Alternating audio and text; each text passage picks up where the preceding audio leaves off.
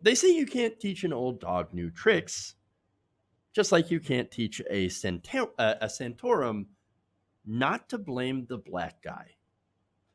President Obama then has ignored the rule of law, ignored the balance of power between each branch of government, and ignored the will of the American people. So that's what you, and to be fair, many Republicans felt in terms of President Obama's use of executive actions. How do you feel about it now this morning when it's a Republican president? Yeah, I would say there's a couple of things. Number one, some of the things the president is suggesting are proper use of executive action, like suspending the payroll tax temporarily. He'll need Congress to come back and make it and make it permanent, so people don't have to pay it back. But he can certainly do that. I mean, so a couple of executive actions are clearly fine. All right, so let me stop there. Okay, so what they're talking about is deferring the payroll tax. Okay. Oh man, that sounds great, right? Oh, and then make it permanent after the election. Great, love it. Conservatives cheer everywhere. Why? Because they don't like the payroll tax, right? That's one way to end Social Security and Medicare. Look, Republicans, they've been doing this for a while, right? Their plan is to basically try to starve the trust fund for Social Security and Medicare that is funded by payroll taxes by reducing the payroll tax. So now, for one thing, they can go and say, well, we're just allowing you to keep more of your money. And so that's pretty good messaging, right? And everybody likes that idea, right? Oh man, I love saving my money. But then, again, later on down the road, you no longer have Social Security and Medicare because then Republicans say, look, these programs are ineffective and they're broke. What are we going to do? We're going to have to sell it off to Wall Street. We're really sorry, but don't worry. Wall Street, you can't. Wall Street's cooking up something great. You're going to love it. And by you, I mean the people that are going to be managing your accounts and making money off you. And if if you end up losing your retirement to the stock market, well, I mean, that's a sad day for you, man. Not good. All right. Anyway. It's the same old thing. Okay. That said, is he correct about executive actions when it comes to Obama? Yeah. Yeah, he is actually right. So let's go to a little bit of that. Okay. What's funny here is that when we get to this is where Rick Santorum is really going to expose himself. There's a couple that are not, and I would say that Barack Obama has set the precedent, and that's the problem. That's the reason that many Republicans came out when he was spending money on health care that he was not under Obamacare, that he was not permitted to spend under the act. I find the hypocrisy of Nancy Pelosi and Chuck Schumer, who applauded the President Obama for using this unconstitutional executive action, are now complaining that President Trump is doing the same thing. But I'm giving you an opportunity to not be a hypocrite. So on the unemployment, I'm saying, you heard me say it, John. I no, think you blame President Obama. I just want to know: do you approve of the executive action? No, I don't. Because no, I don't. I think, but here's the problem. No, but because why don't you? Why don't I want to give you the opportunity to explain why don't you approve of the action that President Trump, this president, took? The action that you just spoke of, creating a new unemployment system, if you will, and is something that is under the purview of Congress to do and is not for the president to be able to do. And just like when Barack Obama funded health insurance companies illegally, in my opinion, unconstitutionally, both are under the purview of Congress to appropriate that money, and he can't just unilaterally do that. All right, so there's some things there, right? So now look, again, Rick Santorum, to his credit, he's right. He's right about that. That's what a lot of critics are saying about Trump's executive action on unemployment. You can't just do that, right? Congress holds the purse strings. And so what he's trying to do, the administration, is to try to do an end run around Congress to score political points. We know that, right? Now, his accusation of Obama doing the same thing is actually also correct. What is incorrect, where he is lying about this, is that Obama did not set the precedent. That is absolutely absurd. Okay. Barack Obama was not the first person to do executive actions. I know there's a little bit of revisionist history there, right? There's actually a history going back a long time of presidents doing executive orders. So let me give you some context, okay? Tell you how many executive orders some of the more notable recent presidents have made, okay? So now, Obama did a total of his 8 years, 276 executive orders.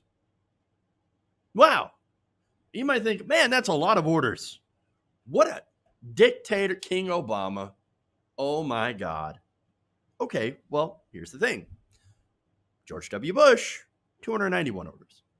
Ronald Reagan, hero Ronald Reagan, small government, 381 executive orders.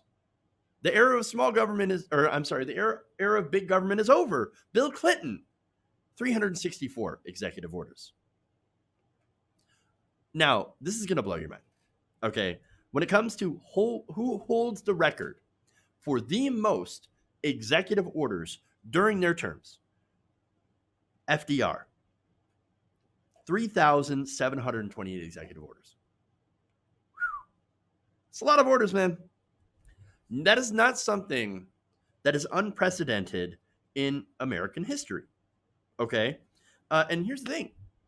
Some executive orders do and should get challenged if they're out of the purview of the executive branch.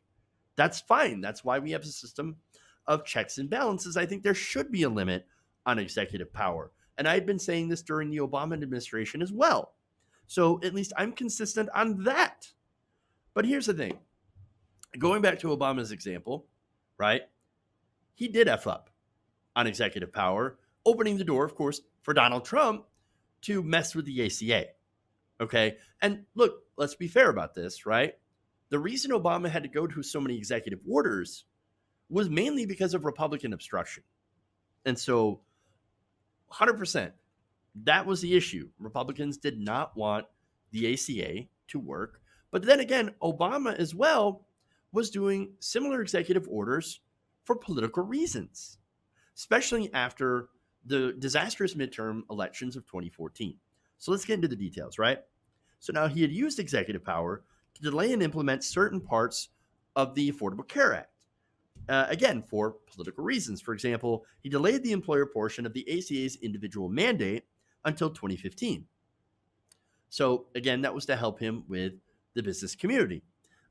Then there was the famous, if you like your insurance, you can keep it. Well, there was a little bit of a problem with that, right? So now he said that on the campaign trail, but there were people with insurance that the ACA had made illegal. These are junk insurance plans. Now, look, I don't like the junk insurance plans because basically what you're paying for is nothing. You're just paying to say, I have insurance.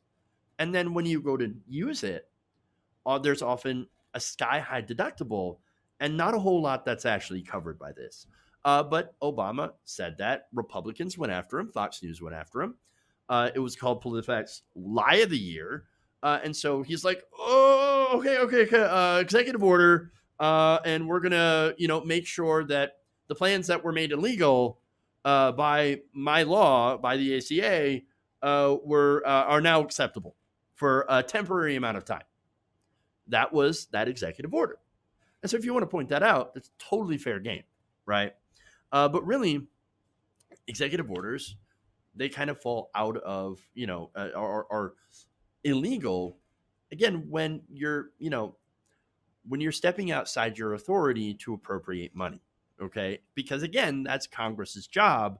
They hold the purse string, right? So let me give you one more, a little bit of detail, a little bit of context to that ACA thing.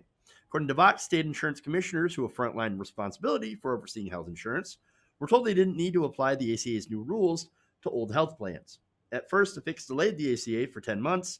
The administration later extended that by another 2 years. And so, well, there's that. And again, that was all without Congress. I think he was able to do that because it didn't have to deal with the appropriations of money. That said, you want to talk about, executive orders, let's be fair about it, right? But to say that Obama, it was the precedent that Obama, it's all Obama's fault that Donald Trump is doing executive orders. That's not true at all. Donald Trump would do executive orders even if Obama had done a lot less. And so far, by the way, Donald Trump has done about 180 plus executive orders, a lot of them rolling back what Obama had done. So let's understand that. Okay. And so I think overall, Rick Santorum is trying to pretend to be like, oh no, I'm a very principled conservative, and trying to get political points instead of again being principled and saying, no, I do know that Republican presidents have taken a lot of executive actions, and maybe we should do something about that. Maybe we need to limit what can be done without Congress. Maybe we should limit the executive branch. And certainly, he didn't do that under Bush. He didn't, wasn't talking about that under Bush. Definitely was talking about it under Obama, and had to get pressed to talk about that under Trump. So, look, it's a nuanced conversation to have about executive power, but as usual, it's American politics, and apparently we don't do that here.